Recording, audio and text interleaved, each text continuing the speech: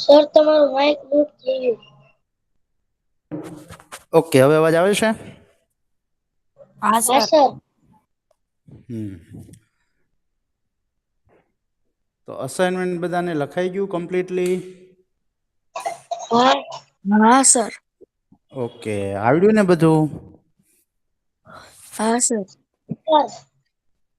Okay, તો આપણે હમણાં સ્ટાર્ટ કરીએ હો. થોડાક 6 જણા આવ્યા છે હજી. 5-6 જણા હમણાં 2-5 આવી જાય એટલે સ્ટાર્ટ કરીએ હો.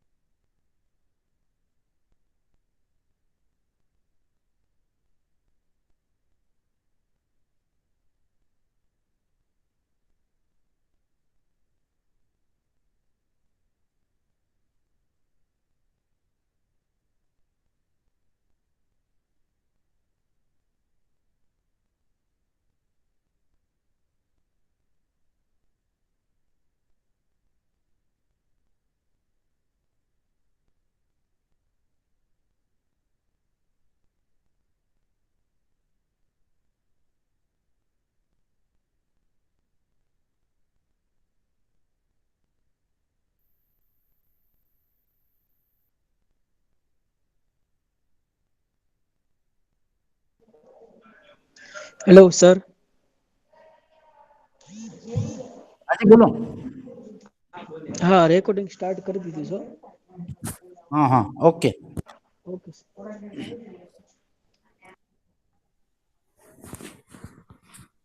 બસ સર 1 મિનિટ સ્ટોપ કરી દો ને.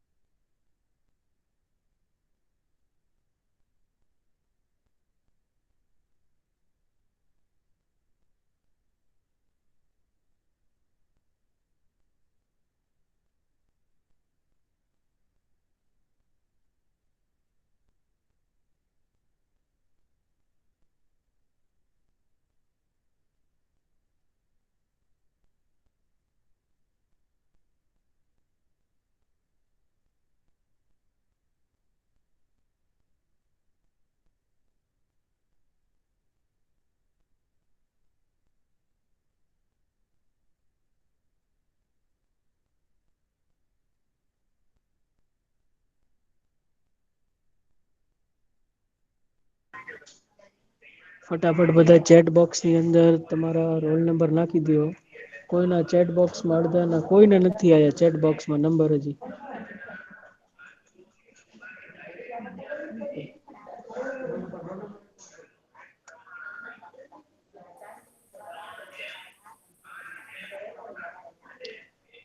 ફટાફટ નાખી દો બધા.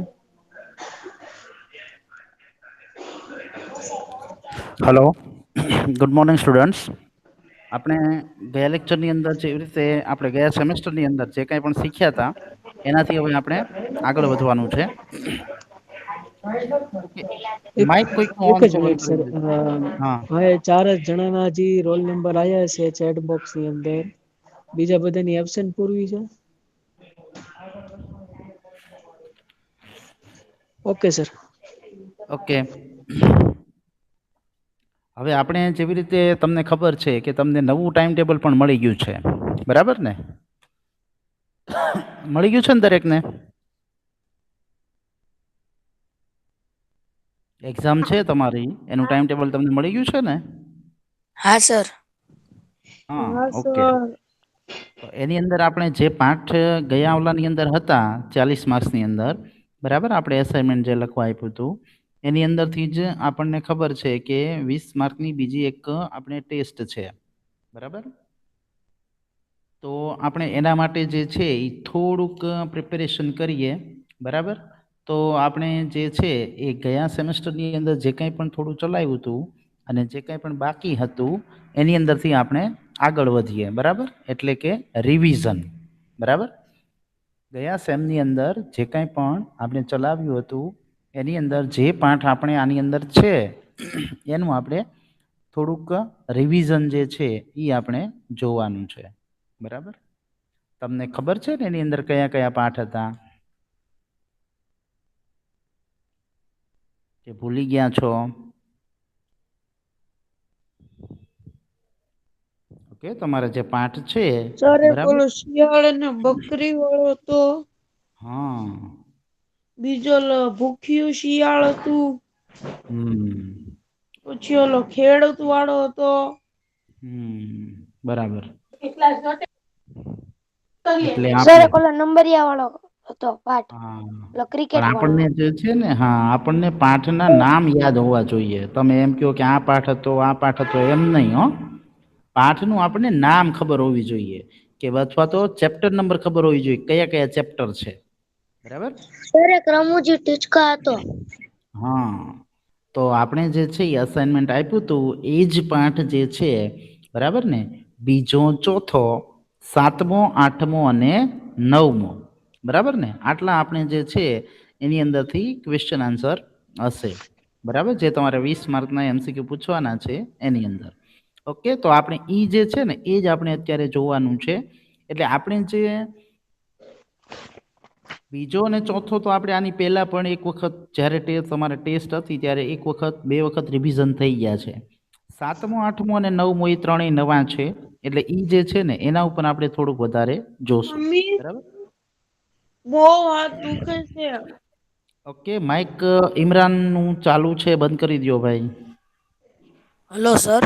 હા, બોલો. સર મારો રોલ નંબર લખી નાખજો ને, 97. 97, ઓકે.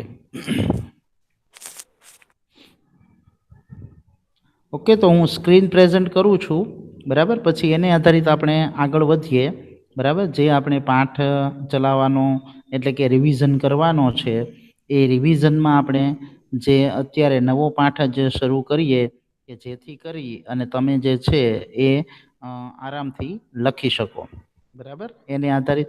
અને જો MCQ મેં તમને કીધું ને કે જે અમુક જગ્યાએથી નાના નાના નાના જે પોઈન્ટ્સ હોય ત્યાંથી MCQ નીકળતા હોય, બરાબર ને? એટલે એ નાના નાના પોઈન્ટ્સ પણ તમારે યાદ રાખવાના છે, ધ્યાનમાં રાખવાના છે, બરાબર? નાની નાની બાબતો પણ તમારે ધ્યાનમાં રાખવાની.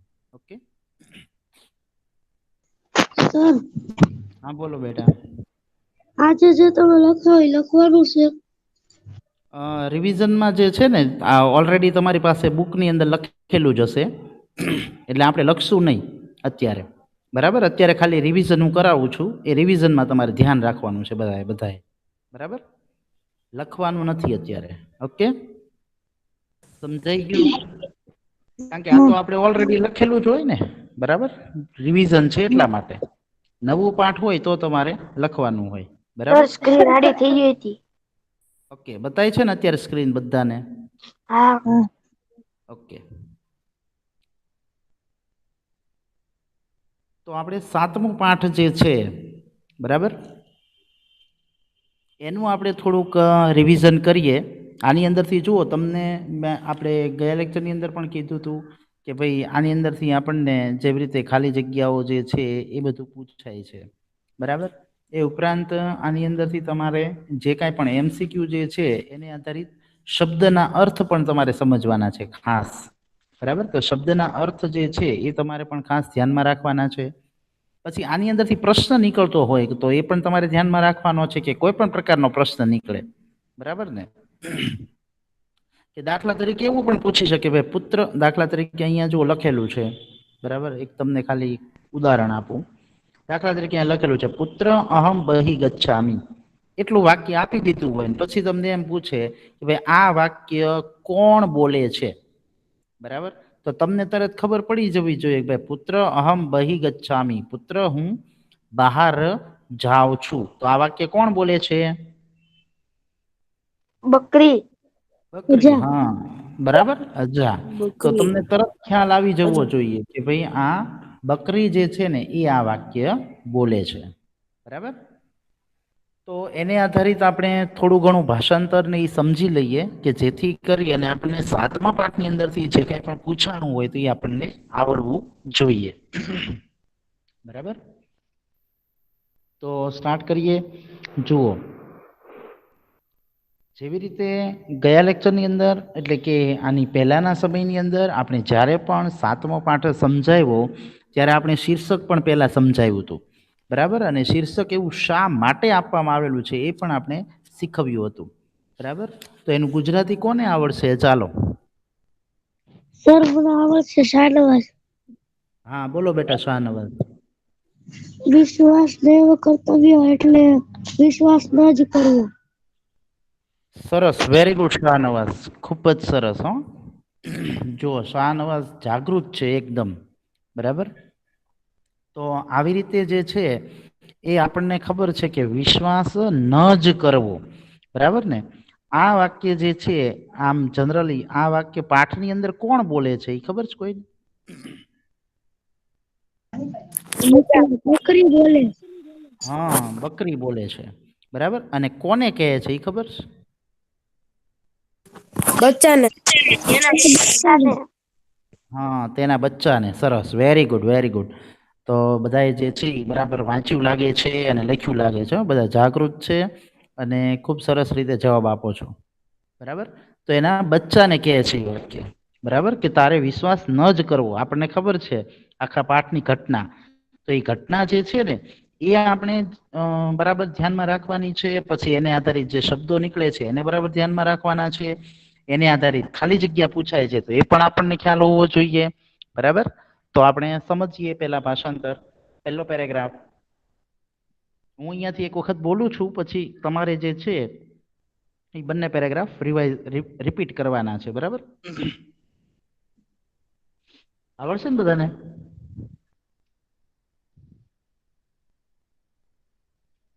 ઓકે, ચલો જુઓ. પહેલું છે એકમ વનમ અસ્તિ, એટલે કે એક વન છે. વને એટલે કે વનમાં, એકા એટલે કે એક, અજા એટલે કે બકરી અને અસ્તિ એટલે છે. વનમાં એક બકરી છે, અજા એટલે કે બકરી. સા તે સ્વસ્ય, સ્વસ્ય એટલે કે પોતાના. પુત્રમ, પુત્રમ એટલે કે પુત્રને અથવા તો બચ્ચાને. વદતી, વદતી એટલે કહે છે. તે પોતાના બચ્ચાને કહે છે. પુત્ર એટલે કે પુત્ર અથવા તો બેટા. અહમ હું, બહી બહાર, ગચ્છામી જાઉં છું, બરાબર ને. હું બહાર જાઉં છું. અહમ શીઘ્રમ હું જલ્દીથી. આગચ્છામી, આગચ્છામી એટલે આવું છું. જો બરાબર સમજજો. ગચ્છામી શબ્દનો અર્થ થાય છે જાઉં છું, અને આગચ્છામી શબ્દનો અર્થ થાય છે આવું છું. આ બે શબ્દને બરાબર ધ્યાનમાં રાખવાના, બરાબર. અત્ર એવ તિષ્ઠતુ, અત્ર એટલે કે અહીં, એવ એટલે જ. એવ શબ્દનો અર્થ થાય છે જ, કોઈ પણ વાક્ય ઉપર ભાર આપવા માટે, બરાબર ને. જ નો પ્રયોગ કરવામાં આવે છે. એટલે અહીં જ અને તિષ્ઠતુ એટલે કે રહેજે, બરાબર ને. એટલે એમ કહે છે કે તું અહીંયા જ રહેજે, એમ ક્યાંય જતું નહીં, એમ, બરાબર. એટલે એવી રીતે અહીંયા બકરી જે છે એ તમે દ્રશ્યમાં પણ જોઈ શકો છો, બરાબર ને. એ પોતાના બચ્ચાને આવી સલાહ આપે છે, બરાબર. બીજો પેરેગ્રાફ જોઈએ. એની અંદર જુઓ, હવે બકરી જે છે એ પોતે તો વનમાં જતી રહી છે. તો જો અહીંયા લખેલું છે અજા વનમ ગચ્છતિ. અજા એટલે કે બકરી, વનમ એટલે કે વનમાં, અને ગચ્છતિ એટલે જાય છે. શિશુહુ એટલે કે બચ્ચું. અપી એટલે કે પણ. અનુસરણમ કરોતિ એટલે કે તેનું અનુસરણ કરે છે અથવા તેનું અનુકરણ કરે છે, બરાબર. અનુકરણ કરે એટલે કે એ જેની માતા જે રસ્તે ગઈ છે એ જ રસ્તે પોતે પણ જાય છે, એ પણ ચાલવા લાગે છે. શિશુહુ એટલે કે બચ્ચું. માર્ગમ એટલે કે માર્ગ, રસ્તો. વિસ્મરતિ, વિસ્મરતિ એટલે ભૂલી જાય છે, બરાબર. સ્મરતિ એટલે યાદ કરવું અને વિસ્મરતિ એટલે ભૂલી જવું. અતઃ આથી સહ તે રોદિતી એટલે રડવા લાગે છે, આથી તે રડવા લાગે છે. શૃગાલહ એટલે કે શિયાળ, શિશુમ એટલે કે બચ્ચાને, અને પશ્યતિ એટલે જુએ છે. શિયાળ બચ્ચાને જુએ છે. સહ તે સુકોમલમ, સુકોમલમ એટલે કે કોમળ કૂણું, માસમ એટલે કે માંસ, ખાદિતુમ ખાવા માટે, અને ઈચ્છતી એટલે કે ઈચ્છે છે. તે તેનું કૂણું માંસ ખાવા માટે ઈચ્છે છે. એટલે અહીંયા શિયાળ જે છે ને એની કઈ સારી વૃત્તિ નથી. એના મનમાં તો એવું જ હતું કે ભાઈ આ બચ્ચું જે છે જો મારી જાળમાં ફસાઈ જાય ને કે તો હું એને દૂર લઈ અને એનું શિકાર કરીને એને હું ખાઈ જાઉં, બરાબર, કે જેથી કરીને મને એનું કૂણું કૂણું માંસ ખાવા માટે મળે. એની ઈચ્છા એવી હતી, બરાબર, પણ એ બચ્ચાને ખબર હતી નહીં. બરાબર, આપણે આ બે પેરેગ્રાફ જે છે એ આવી રીતે ભાષાંતર શીખ્યા હતા. ચાલો, કોણ રિપીટ કરશે? આવડશે હવે ભાષાંતર એનું? હવે સર હું કરું શાહનવાજ? હા બોલો બેટા શાહનવાઝ. હા સર, આ સંસ્કૃત બોલવાનું કે ડાયરેક્ટ ભાષાંતર? ડાયરેક્ટ ભાષાંતર. હા સર. એક જંગલ છે. એ જંગલમાં એક બકરી છે. તે પોતાના બચ્ચાને કહે છે, બેટા હું બહાર જાઉં છું અને હું જલ્દીથી આવું છું, તું અહીંયા જ રહેજે. બીજો પેરેગ્રાફ. બકરી વનમાં જાય છે. બચ્ચું પણ તેની પાછળ પાછળ જાય છે. બચ્ચું માર્ગ ભૂલી જાય છે, તેથી તે રડવા લાગે છે. શિયાળ બચ્ચાને જુએ છે. તે કૂણું માંસ ખાવા ઈચ્છે છે. હા, ઓકે, ખૂબ સરસ, વેરી ગુડ. જો શાહનવાઝે ભાષાંતર કર્યું, ખૂબ જ સરસ. એની અંદર બધા જ શબ્દો જે છે ને એ આવી ગયા અને દરેક વાક્યનું ભાષાંતર થઈ ગયું. બરાબર, તો બીજા બધા જે છે એ પણ અહીંયા જે, જો મેં એક વખત રિપીટ કર્યું, એક વખત શાહનવાઝે રિપીટ કર્યું, તો બધાને સમજાણું હશે ભાષાંતર. બરાબર ને? તો 2 થી 3 વખત આપણે એકની એક વસ્તુ જે છે રિપીટ કરીએ એટલે સ્વાભાવિક છે કે આપણને એ ઝડપથી આવડી જાય. બરાબર, તો આની અંદર જે છે એ પહેલા 2 પેરેગ્રાફની અંદર એ વાત છે કે ભાઈ શિયાળ જે છે એ આવી રીતે બકરીના બચ્ચાને પોતે લલચાવવા માટે પણ પ્રયત્ન કરે છે, એટલે પોતાની સાથે પણ લઈ જાય છે. એમ કહે છે કે હું ભાઈ તારી માતાને પણ ઓળખું છું, એમ કરીને એની સાથે સાથે એને લઈ જાય છે. એ આગળના પેરેગ્રાફની અંદર આપણે શીખવાનું છે. બરાબર, તો જેવી રીતે આપણી વાર્તા છે એ પ્રમાણે જો, અને ખાસ આપણે જે ડિટેલ ભાષાંતર લખવાનું હતું એ તો આપણે ટેસ્ટ લેવાઈ ગઈ, પણ જ્યારે પણ ભવિષ્યની અંદર ભાષાંતર હોય ત્યારે વાર્તા આખી લખવાની હોતી નથી. જેટલું જ્યાંથી સ્ટાર્ટ થાય અને જ્યાં પૂરું થાય એટલો જ પેરેગ્રાફ આપણે લખવાનો હોય છે. આ દરેકને ખ્યાલ પણ છે, પણ છતાં પણ બીજી વખત તમને કહી દઉં કે જેથી કરી અને ભાષાંતર વખતે ખાસ તમારે કાળજી રાખવાની. બરાબર, આગળનું સમજીએ. જો એમાં શું કીધું છે? શૃગાલહ વદતિ, શિયાળ કહે છે. બોલે છે પણ લખી શકો. બરાબર, શિયાળ બોલે છે. ભવાન કહ, ભવાન એટલે કે તમે, અને કહ એટલે કે કોણ, એટલે તમે કોણ છો. કિમર્થમ શા માટે, અને રોદિતી એટલે કે રડો છો. શા માટે રડો છો? બરાબર, એટલે શિયાળ આવી રીતે બે પ્રશ્ન કરે છે કે તમે કોણ છો અને શા માટે રડો છો. આગળનું લઈએ. સમસ્યામાં જ્ઞાત્વા એટલે કે સમસ્યા જાણીને, અતિ એટલે કે ખૂબ જ, કરુણતયા એટલે કે કરુણાથી અથવા તો દયાથી, સહ તે, વદતી એટલે કે કહે છે. સમસ્યા જાણીને એટલે કે એની સમસ્યા જાણે છે. બરાબર, અને પછી એને ખૂબ જ દયાથી એને કહે છે. અતિ એટલે ખૂબ જ, અને વદતી એટલે કહે છે. ચિંતા મા અસ્તુ એટલે કે ચિંતા ન કરો. માં અસ્તુ એટલે કે ન કરો. બરાબર, માં અસ્તુ શબ્દનો અર્થ થાય છે ન કરો, તમે ચિંતા ન કરો. અહમ માતુહુ એટલે કે હું માતાની પાસે, સમીપમ એટલે કે પાસે. બરાબર, સમીપમ શબ્દનો અર્થ થાય છે પાસે. નેસ્યામી, નેસ્યામી એટલે કે લઈ જઈશ, બરાબર. હું માતાની પાસે લઈ જઈશ. મયા સહ ચલતું, મયા એટલે કે મારી, સહ સાથે, અને ચલતું એટલે કે ચાલો, મારી સાથે ચાલો. સા તે, મમ એટલે કે મારી, પરિચિત એટલે કે પરિચિત અથવા તો ઓળખીતી, અને અસ્તિ એટલે છે, બરાબર.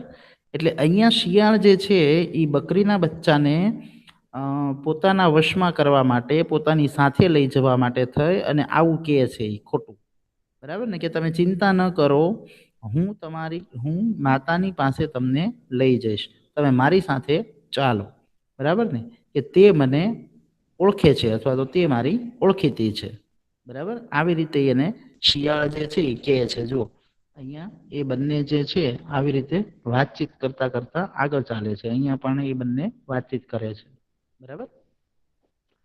ઓકે, ચાલો આ પેરેગ્રાફનું કોણ ભાષાંતર કરશે?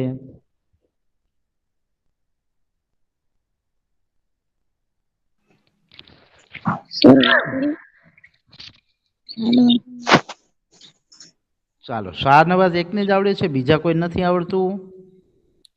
બીજા બધા ભણતા નથી?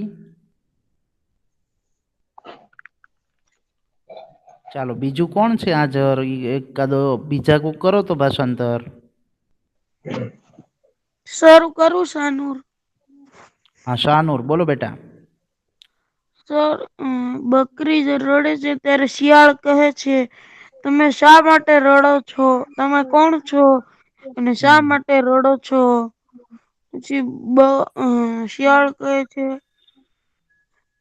તેની સમસ્યા જાણીને, તેની સમસ્યા જાણીને તમે પણ નહીં, ખૂબ જ દયાથી તે ખૂબ કહે જ છે. દયાથી તે કહે છે. શિયાળ કહે છે શું કહે છે? ચિંતા ન કરો, ચિંતા ન કરો, હું હું તમ હું તમારી માતાને ઓળખું પાસે, છું. હું તમારી માતા પાસે તમારી તમને માતાની લઈ પાસે જઈશ. લઈ જઈશ. હા. પછી મૈયા સહ ચલતું, મારી સાથે મારી ચાલો, સાથે ચાલો, તે મારી તે ઓળખીતી છે. મારી ઓળખીતી છે. ઓકે, જો વાક્યનો ક્રમ છે ને શાહનુર બેટા, એ નો ફરવો જોઈએ, બરાબર. વાક્યનો ક્રમ છે ને એનો એ જ રાખવાનો, બરાબર. પહેલા તમે આ વાક્ય લખો અને પછી આ વાક્ય લખો તો કેવું પડે? ખોટું પડે, બરાબર. કારણ કે વાક્ય રચના આખી બદલાઈ જાય, બરાબર. એટલા માટે થઈ વાક્યનો જે ક્રમ આપેલો છે એ વાક્ય બદલવાનું નથી, બરાબર. એ ખાસ ધ્યાન રાખવાનું. ઓકે શાહનુર? હા, એ જે છે એ દરેકે ખાસ ધ્યાન રાખવાનું છે. વાક્ય જે ક્રમમાં આવતું હોય ને એ જ ક્રમમાં, અહીંયા કેમ આપણે પેરેગ્રાફ કન્ટિન્યુ આમ ચાલુ છે, એક વાક્ય પૂરું થાય એટલે બીજું વાક્ય, એવી રીતે જ આપણે ભાષાંતરની અંદર ગુજરાતીમાં પણ કરવાનું, બરાબર. ઓકે, ચાલો. તો હવે આ પેરેગ્રાફની અંદર જેમ શીખ્યા એ પ્રમાણે કે શિયાળ જે છે એ બકરીના બચ્ચાને એવું કહે છે કે ભાઈ તમે ચિંતા ન કરો, હું તમને માતા પાસે લઈ જઈશ અને તમે મારી સાથે ચાલો, કે તે મારી ઓળખીતી છે. આમ કરી અને એ જે છે શિયાળ એ બકરીના બચ્ચાને પોતાની સાથે લઈ જાય છે. તો વાર્તા પછી આગળ ચાલે છે. આગળની વાર્તાની અંદર જેવી રીતે આપણે સમજાય એ પ્રમાણે કે અજા શિશુ એટલે કે બકરીનું બચ્ચું, વદતી, વદતી એટલે કે કહે છે, બકરીનું બચ્ચું કહે છે. જો અહીંયા single unit double unit comma છે તો તમારે જે છે ભાષાંતર કરતી વખતે પણ ડબલ યુનિટ કોમા કરવાના, જ્યાં પૂરા થતા હોય ત્યાં પૂરા પણ કરવાના, બરાબર. એ એક ધ્યાન રાખવાનું છે. જ્યાં ક્વેશ્ચન માર્ક હોય, બરાબર ને, ત્યાં ક્વેશ્ચન માર્ક કરવાનો, જ્યાં પૂર્ણ વિરામ હોય, બરાબર ને, ફૂલ સ્ટોપ, તો ત્યાં તમારે ફૂલ સ્ટોપ પણ કરવાનું છે. એ દરેકે ધ્યાન રાખવાનું ભાષાંતર લખતી વખતે, કારણ કે એ બધાના માર્ક્સ હોય છે, બરાબર.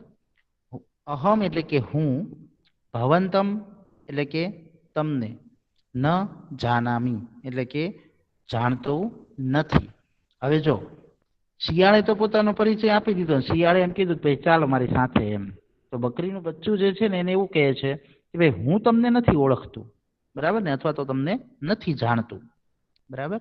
એટલે એનો કહેવાનો અર્થ એ છે કે ભાઈ હું તમને ઓળખતું નથી, જાણતું નથી, તો મારે કેમ તમારી સાથે આવવું એમ, બરાબર. અને એના માટે થઈ અને અહીંયા એક ઈ વાત કરે છે પોતે આગળ, બકરીનું બચ્ચું.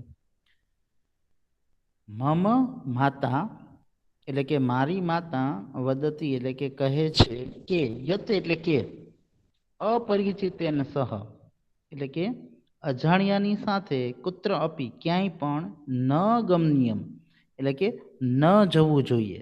એટલે જે અજાણ્યો હોય એની સાથે ક્યાંય પણ ન જવું જોઈએ. કુત્ર અપી એટલે કે ક્યાંય પણ, બરાબર. અને એની સંધિ જે છે એ આપણે જેવી રીતે આની પહેલા પણ શીખ્યા હતા, કુત્ર વત્તા અપી, આ એની સંધિ છે. એને છૂટું પાડવું હોય કુત્રાપી શબ્દને, બરાબર ને, આ શબ્દ છે કુત્રાપી, બરાબર. તો સંધિ જે છે ને એની આમ છૂટી પડે. બે શબ્દ છે આની અંદર. સંધિ એટલે બે શબ્દને જોડેલા, બરાબર. તો કુત્ર વત્તા અપી, બરાબર ને. તો આખો શબ્દ બનાવવો હોય તો કુત્રાપી થઈ જાય. સંધિ એની છોડો તો કુત્ર વત્તા અપી થઈ જાય, બરાબર. હા સર, યત એટલે શું થાય? ઓકે, યત, યત એટલે કે, બરાબર. યત શબ્દનો અર્થ થાય છે કે, એટલે એનું ગુજરાતી એમ થાય, મારી માતા કહે છે કે, યત એટલે કે, અજાણ્યાની સાથે ક્યાંય પણ ન જવું જોઈએ એમ, બરાબર. વંચક એટલે કે લુચ્ચું, શૃગાળ એટલે કે શિયાળ, વદતી એટલે કે કહે છે અથવા તો બોલે છે. લુચ્ચું શિયાળ કહે છે અથવા બોલે છે. હવે એ શું બોલે છે એ આપણે સમજીએ.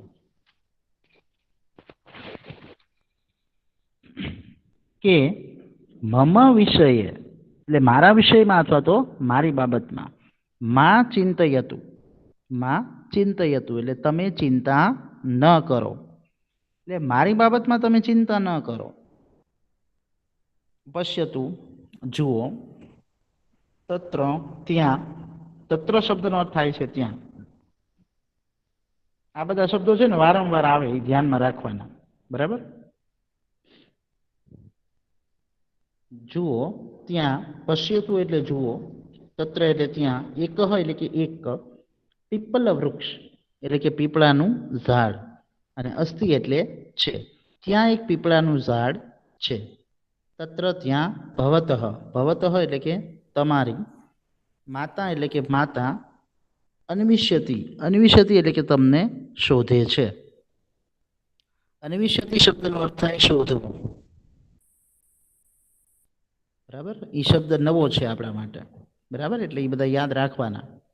એટલે શિયાળ જે છે ને એને પોતાની સાથે લઈ જવા માટે થઈને એવું બાનું બતાવે છે કે મારા વિષયમાં તમે ચિંતા ન કરો. પછી એમ કહે છે કે જો ત્યાં એક પીપળાનું વૃક્ષ છે, ત્યાં તમારી માતા તમને શોધે છે. હકીકતમાં એ તો ખોટું બોલે છે, બરાબર ને, આ કઈ સાચું નથી, બરાબર. ચાલો તો આનું ભાષાંતર કોણ કરશે આ પેરેગ્રાફનું?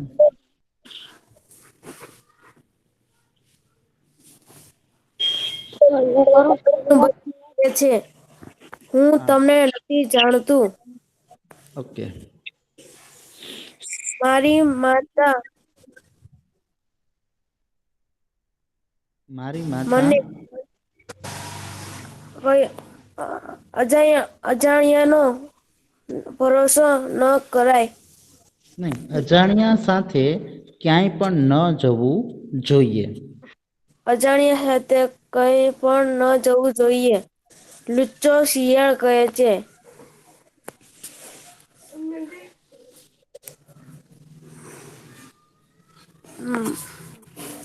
મારા વિષયે મારી માં ચિંતા કરે છે. હા, એક એમ આવશે, મારા વિષયમાં તમે ચિંતા ન કરો. ત્યાં એક પીપલનો પેડ છે, ત્યાં તમારી માતા તમને ગોતે છે. ઓકે, સરસ, વેરી ગુડ, ખૂબ સરસ. તો એની અંદર જે છે ખૂબ સરસ ભાષાંતર કર્યું કે ભાઈ અજા શિશુ એટલે કે બકરીનું બચ્ચું એને એવું કહે છે કે ભાઈ હું તમને નથી ઓળખતો તો હું તમારી સાથે શા માટે આવું એમ. બરાબર ને, કે માતાએ તો ના પાડી છે કે ભાઈ અજાણ્યા સાથે જવું નહીં. બરાબર ને, તો શિયાળ એવું કહે છે કે ભાઈ તમે મારા વિષયમાં એવી ચિંતા ના કરો એમ, કે ભાઈ જો મને ખબર છે. એટલે એમ કહે છે કે ત્યાં પીપળાનું વૃક્ષ છે ને ત્યાં તમારી માતા તમને શોધી રહી છે. જો અહીંયા એવી રીતે જે છે એ પીપળાનું વૃક્ષ એવી રીતે અહીંયા આગળ આગળ જતા જતા બોલતા એ બધી વાતચીત કરી રહી છે. બરાબર, તો આગળના પેરેગ્રાફની અંદર શું થાય છે કે એ જ સમય દરમિયાન એ બકરીનું બચ્ચું છે એ શિયાળની સાથે ચાલવા લાગે છે. અને ત્યારે જ જે છે એ બચ્ચાની માં, બરાબર ને, એ બકરી ત્યાં આવી જાય છે. જુઓ એનું ભાષાંતર સમજીએ આ પેરેગ્રાફનું.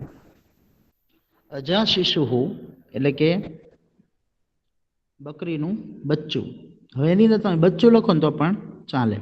બરાબર, શૃગાલેન સહ એટલે કે શિયાળની સાથે, સહ એટલે સાથે, અને ગચ્છતી એટલે કે જાય છે.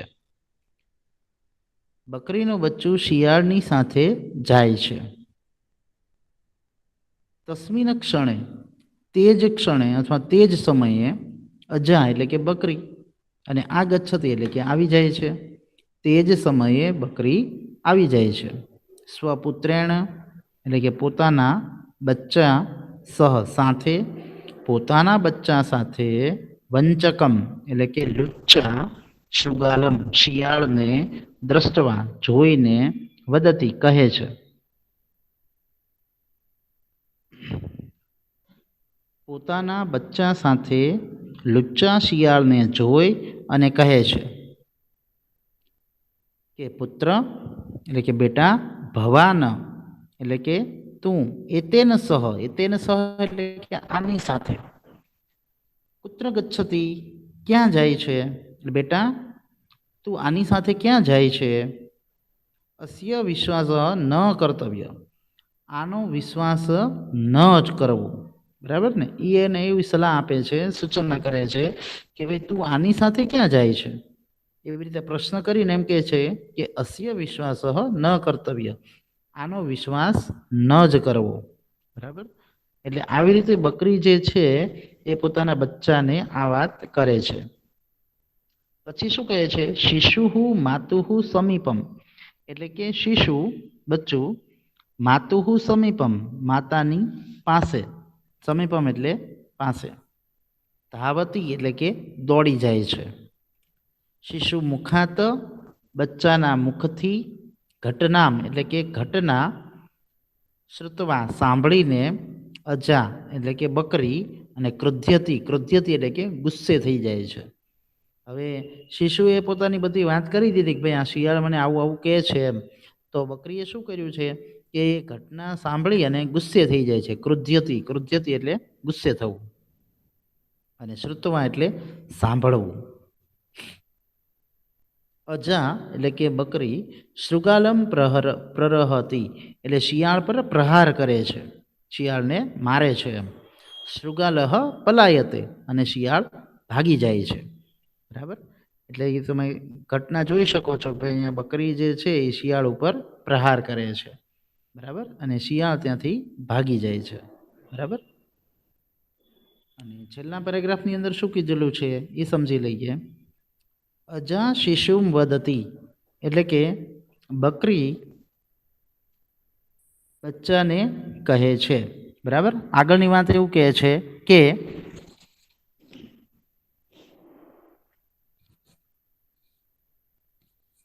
બકરી છે એ પોતાના બચ્ચાને કહે છે.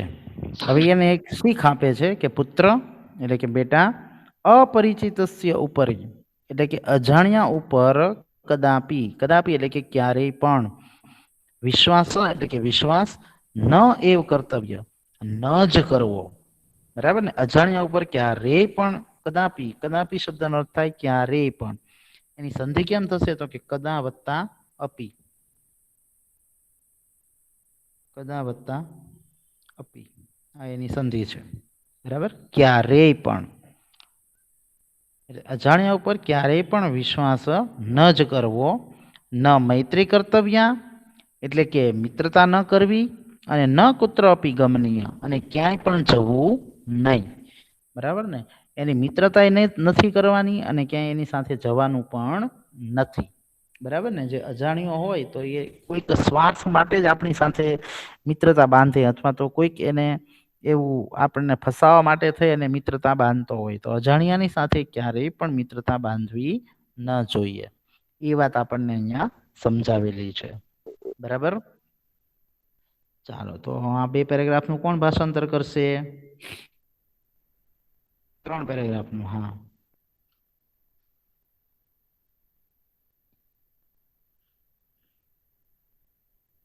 અહીંયાથી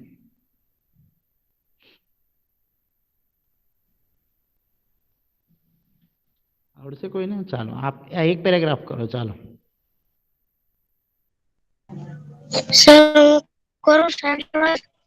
હા, શાહનવાજ બોલ બેટા. હા સર.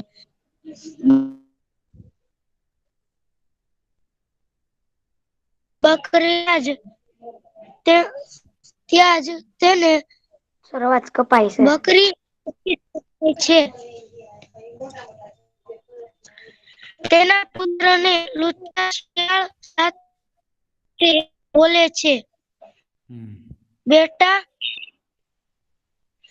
આની સાથે તું ક્યાં જાય છે? વિશ્વાસ ન કરવો જોઈએ. સરસ, વેરી ગુડ. બીજો પેરેગ્રાફ આવડશે?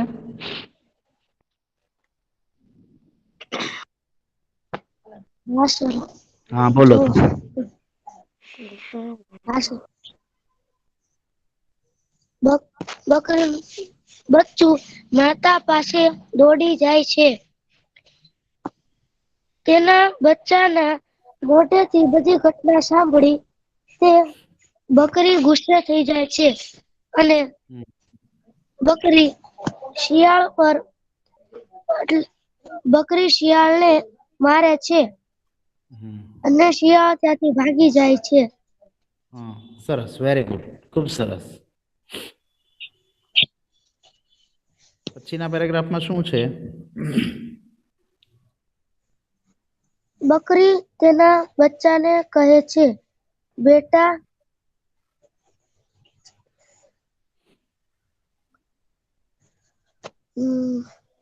અજાણ્યા ઉપર ક્યારેય પણ બેટા અજાણ્યા ઉપર ક્યારે પણ વિશ્વાસ ન કરવો જોઈએ અને તેનું જોઈએ. સરસ, વેરી ગુડ, ખૂબ સરસ.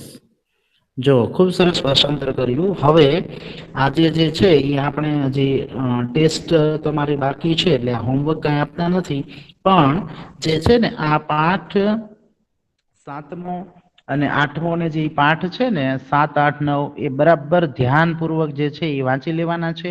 એની અંદર નાની નાની જે છે એ ખાલી જગ્યાઓ નીકળે, પ્રશ્નો નીકળે, એ ખાસ તમારે કરવાના છે. અને ઘડિયાળ જે છે ને એ પણ આપણે પૂછી છે, એટલે ઘડિયાળ પણ તૈયાર કરજો, એટલે તમને જે છે એનો આન્સર પણ આવડે. બરાબર? એટલે નાની નાની બાબતો જે છે, ખાલી જગ્યા છે, ખરા ખોટા છે, એ બધું ખાસ તમારે કાઢી લેવાનું એની અંદર. બરાબર? અને આપણે જેવી રીતે કરાવ્યું છે એ પ્રમાણે બધું જે છે એની અંદર તૈયારી સાથે લખવાનું છે. ઓકે? તો આપણો સમય થઈ ગયો છે. આજે અહીંયા સુધી રાખીએ છીએ. બાકીનું જે છે એ આપણે આવતા લેક્ચરની અંદર જોઈશું. ઓકે? Thank you.